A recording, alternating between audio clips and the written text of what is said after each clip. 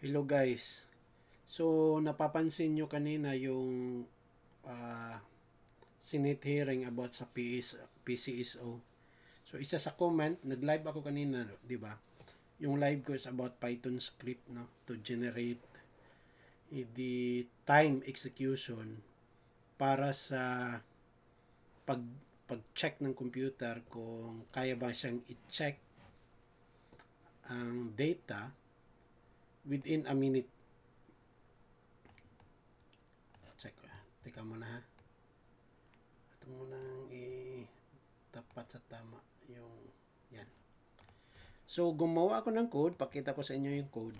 So, ito yung Java code. Pero naka-CLI ito. Hindi pa naka GUI. Yung may graphical talaga. So, kasi i-try lang natin i-test. Okay. Parang may tao sa labas. I-try lang natin i-test yung meron tayong ilan yun? Check muna natin ha. Na-execute ko to. Bago lang. Hindi ko na-count. Actually, ito ay 10 million na data. Peters.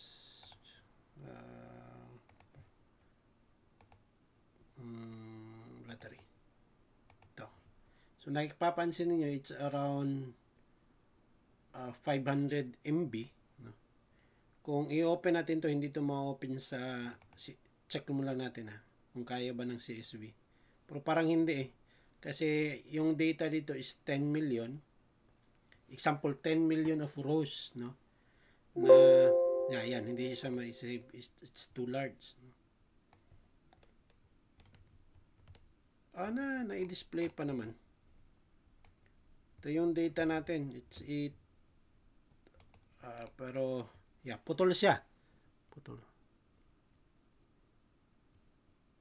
Capture pa naman eh. 1 million lang yung na-capture niya. So, actually, yung data natin is 10 million. Hindi kaya ng CSV na ma-display siya lahat. So, 10 million na taya. No? I-try natin i-execute using Java code pero naka-CLI lang ito. No? Kasi sabi ng PCSO, 1 minute to 2 minutes yung execution bago ma-display yung sino yung nanalo. No? Dito, minamodify ko yung concept. Ang ginawa ko, so mag-generate siya. Example, bula yun doon eh.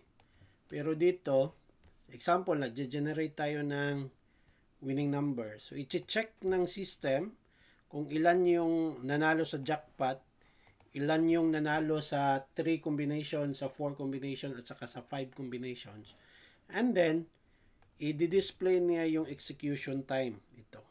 So, this is 10 million records rows. So, i-check natin kung ilang minuto ang kaya niyang i-execute para sa 10 million. Actually, sinubukan ko yung 50 million, hindi kaya ng system ko eh. Ini-increase ko na yung processor na memory na pwedeng gamitin ng Java program. Ginawa ko ng 16 GB allocated para sa kanya. No. Ngayon, ito yung code ko, no? Sa mga coders dyan, alam nyo na kung paano mag-code, di ba? So, meron tayong mag-check sa ito yung mag-generate ng 645 yung sa akin. Tapos ito yung mag-check ng code, mga taya doon sa CSV. Ito yung kukuha ng data galing sa CSV.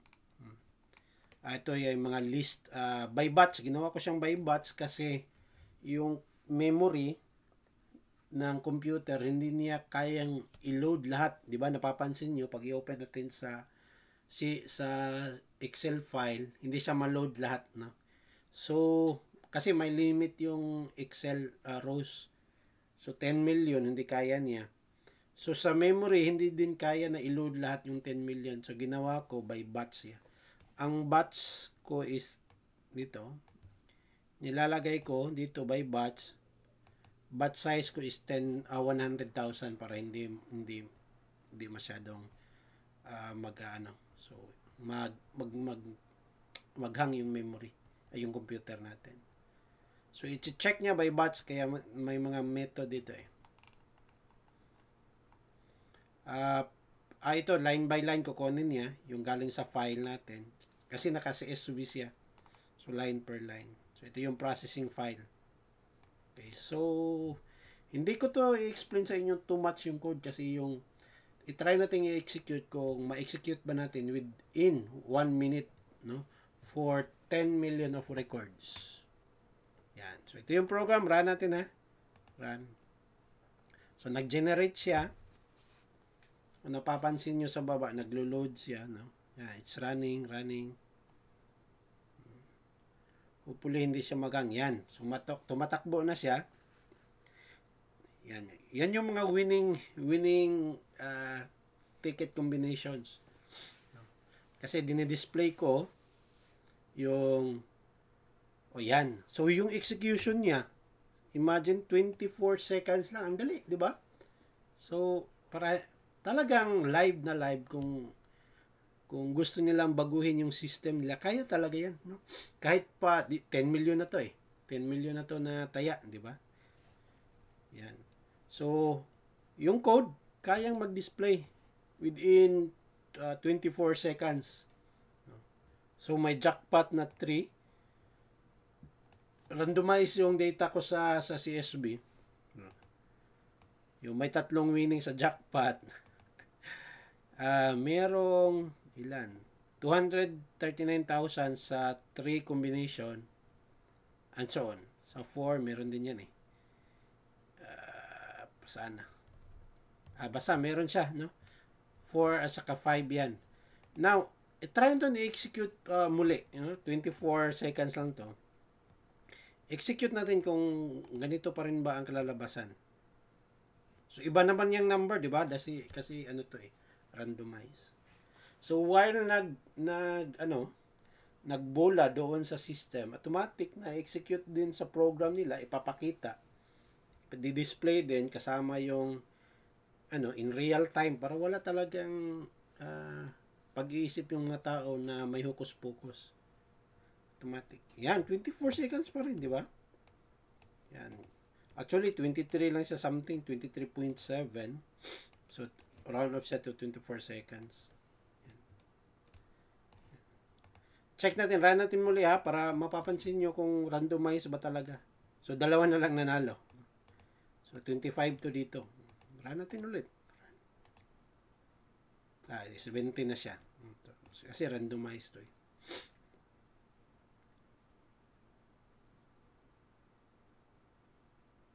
Running, yan. Wala nang jackpot, wala nang nakakuha. Next time, gagawin ko tong GUI para maganda. So, dito, dinidisplay kung saan, anong machine, di ba? Anong yung address, pero walang name ng tumaya. So, tapos ito, ticket number. Yan. Bilis. Ilang segundo? Tingnan natin ilang segundo. 18 seconds lang, di ba? Kaya tayo mag-load nito tapos i-average natin. So, okay. 10 na naman dito. So, i-check natin. 5. So, 24. Kanina 18. So, yeah. Gagawa pa tayo ng isa.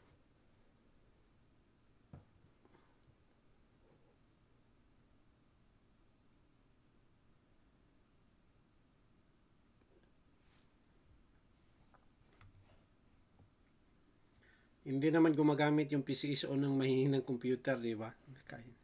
24, no? Talagang 24 yung niya, parang maximum yata na execution for 10 million of records. Iba na naman, 16 na naman to. Randomized kasi, di ba? Yung possibility mo dito to win the jackpot, lang eh. Tinitingnan ko kanina is 0.00012 ba yun? O 4 na 0 bago ang 12. So, talagang maliit. So, may jackpot na naman tayo na winning numbers ito. Yan. execution time. 23. Now, kung iisipin natin yung maximum talaga na execution time niya is 23. So, kahit na ito is 10 million records, ipagpalagay natin sa 20 million, more or less 30 seconds, tapos na siya. Pero maganda, live siya, di ba? Para walang hocus-pocus. I-check automatically ng system kung meron man Meron pang isang solusyon dito is automatic siya naka-load, di ba? Pero doon sa original na Lotto talaga is one digit at a time. So, pwede tayong gumawa ng system na, like example, the first digit is, tapos nakalagay din sa system na, ito yung tumaya na may number na ganito. Yan. Paglabas sa pangalawang digit, ito yung tumaya na nakakuha ng 2 digit. Yan. So, parang nagpa-funnel siya ba? Hanggang sa such time na makikita mo on real time, 5. Ito yung nakakuha ng 5 digits. Paglabas sa number 6, ito na lang nakakuha 1 ticket or walang ticket na nanalo. Automatic siya ganun. Tapos i-display nila ito. Itong mga ganito. Yung execution time is only 24. Maximum na siya, 5 runs siya. Yun yung pinakamataas. Yung PC ko, MS config natin. DXDiag.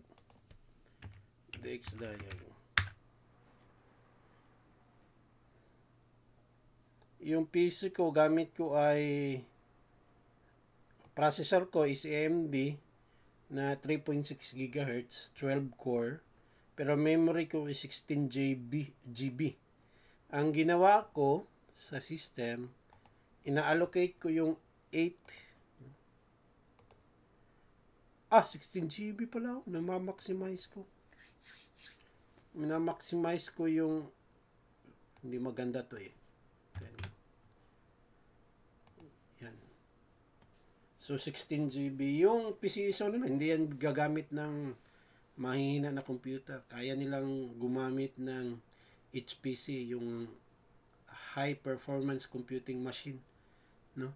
Na kayang mag-create ng multiple nodes, like 4 nodes, 1 master node, saka 4 nodes, tapos matataas na CPU at saka memory.